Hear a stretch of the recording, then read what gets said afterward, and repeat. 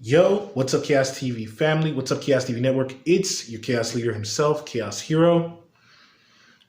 Today I'm doing the deck profile on the Ravaging Rebellion, the Sky Rebellion, which is known as raidraptors. Raidraptors is a dark attributed winged beast archetype that mostly is Xyz, well, majority and quite mostly of it is Xyz based with a little bit of Link era splashed into it at the later ends of this archetype's life cycle. This archetype was premiered in Arc V. It came out in various sets like basically Chaos, Guardians, and also various other sets in TCG. This deck is basically, its premise and how it plays is based off of just simply swarming. Swarming the field so you can XZ summon much of your resource monsters that you can. It also is a deck that was supposed to be built to counteract the rising onslaught of pendulums, because that was the era where special summoning was starting to ramp up and pick up. So this was basically supposed to be an anti-pendulum deck. It still has its relevancies over through the years, but it still does lack a lot. And also, it also depends on the player that plays it. If you all looked at my top-down throwdown versus Marincesses, I did not do so well because of some very egregious misplays. And to be honest with you, even I will admit that it does suffer greatly under the weight of anything else. But other than that, let's get into the deck profile, shall we? So you already know what we do around here. We go for the main deck and then go for the extra deck and then for the side deck options in this channel. But like I said, before I open this deck box, may I also suggest once again, if you are into competitive builds, before you put down the comment section, I am being 100% clear with you. I do a good majority of my deck profiles pure. Just pure archetype. The only time I ever outsource is with back row, and that's about it, if I can help it. That being said, like I said, before you watch this and continue it, please duly note, this is a pure deck profile. There's no outsourcing. I already can tell you on my fingers, hands, and toes, so many things I can outsource with this deck to make it much better. Phantom Knights, Dark Rebellion Dragon, I mean, shoot. Zero fine, rank up zero fine. Yeah, I know. Thank you. Now, as I undo my Ultra Guard deck box, these are some good deck boxes. I like these. I would recommend these to anybody. We're going to put the extra deck aside. And the side deck. And let's get on to the main deck. So for one-ofs, we're rocking one copy of Lastrix. Lastrix is that quick XE summon to where you can get into a rank up very easily. He's still a very much needed card. My suggestion to run him at 1 if you plan on building Raidraptors. He is a must-have, but he's a must-have at 1. Then we got Singing Lanius. Singing Lanius in this deck, it's optional. If you want to side deck Lastrix, which I don't think you would, or an Avenging Vulture, you can at least add another Singing Lanius, because in this deck, he actually works well, especially with the new support that came out in Phantom Rage, which really does help out this archetype. Essentially, his effect is if you control an Xyz monster, you can special summon this card from your hand. You can only special summon Raidraptor monsters, Strangle Lanius once per turn, once this way, actually. So that's the reason why you might want to play him at 1, because it's a once this way, basically. That's it for the one-ofs. For the two-ofs, we do keep our boy Avenging Vulture very much in the main deck, because he is also a okay battle trap. Basically, when you take damage, you get to special summon. You get a free special summon off of it. Matter of fact, anytime you take damage, period, you basically get to special summon him. So even if you burn damage yourself, it works. But even when your opponent burn damages it, like if you're playing Wind Witches, This is a great trigger off for that too as well. So 2 copies of Avenging Vulture, or you can take out 1 copy and add a Singing Lanius added extra to it. On to the 3 ofs, and this is one of the most recent supports. 3 copies of Raider's Wing. Hopefully you can see that perfectly there. If you can't, I'm gonna try to focus in on the camera. There you go. Let me know in the comment section if you can see perfectly. Don't want too much glare. But yeah, Raider's Wing, 3 copies of Raider's Wings. Basically what Raider's Wings is, this is like a mid-combo card. If you already have an Xyz monster on the field, attach 1 Xyz material, special summon that card, and extend your plays even further.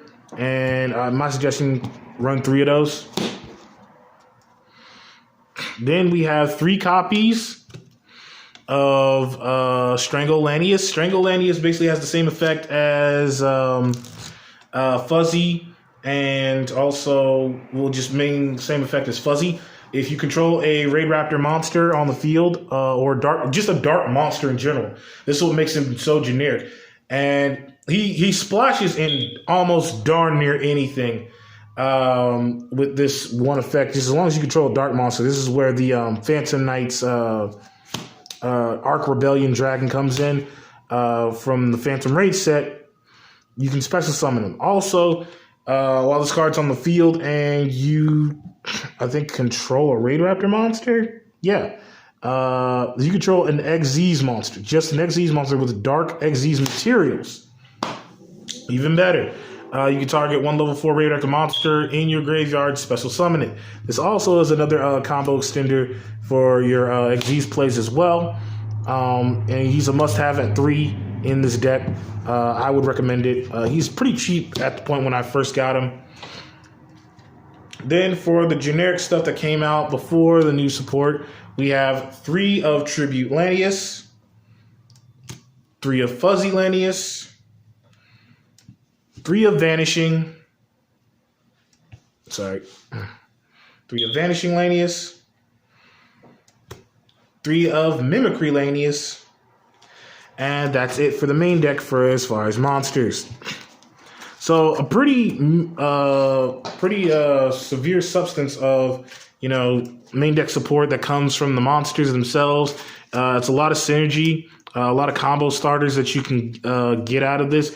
It just has to be a pretty good hand. There's no such thing as a bad hand. There's rarely no such thing as a bad hand in Raidraptors.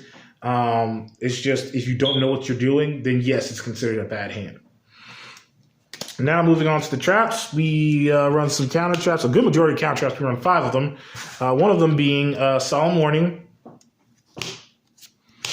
2 of Raidraptor's Phantom Knight's Claw. This is a Phantom Knight Raidraptor counter trap, which does work. Basically, the effect goes as such. I run 2 in the deck, but I do side deck a 3rd one. So if you want to run 3, you can. Basically, the effect of this card is when a monster effect is activated, detach 1 Xyz material from your Dark Xyz monster. Negate the activation, and if you do, destroy that card. Then if the detached material was a Phantom Knight's Raidraptor or Dark Dragon, which means Dark Xyz Dragon, or just heck, Barload Xyz Dragon. Just as long as it's a Dark Dragon card or an Xyz Dragon card, 1 Raidraptor Xyz monster you control gains attack equal to the destroyed monster's original attack. You can only activate the effect of Phantom Knight's Raidraptor's Phantom Knight's Claw.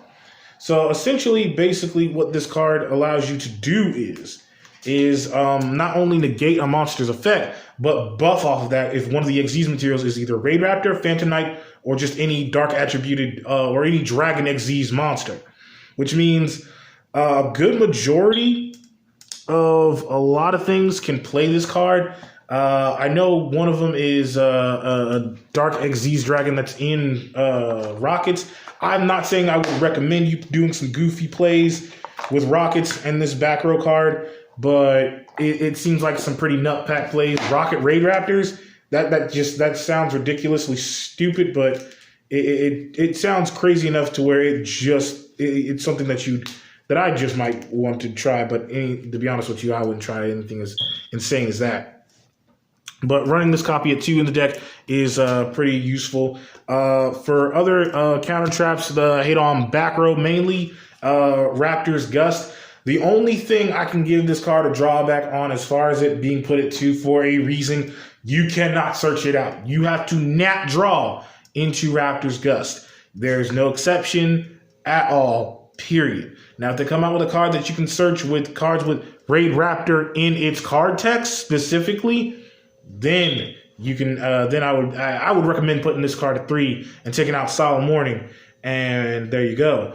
But to be honest with you, 3 is where it sits at with me. Honestly, if you feel comfortable against back row hate, you can just take one of these out and add another Raidraptor's Claw to it. That's just my suggestion, in my opinion. As far as back row battle protection.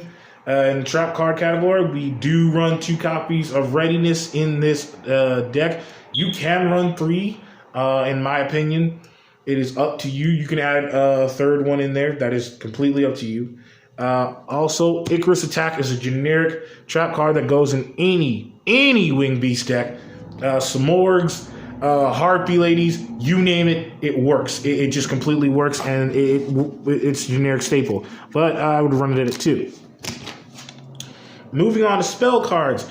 As far as a rank up spell for one-ofs, we have 1 copy of Rank Up Soul Shade Force. This is more of a late game rank up card. Sorry about the glare, guys. I had to get that holo. I love this. That's the only holo card I actually like.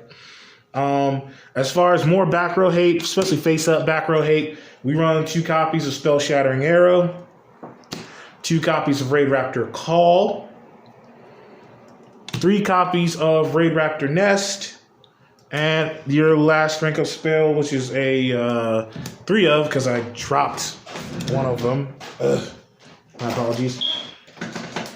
That's my mistake. Of rank up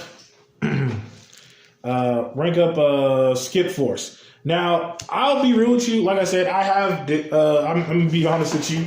Your boy Chaos is a little dyslexic because if you don't like to read, you will literally miss this card's graveyard effect. Because for a while since I played this deck, I have been literally forgetting to play this card's graveyard effect.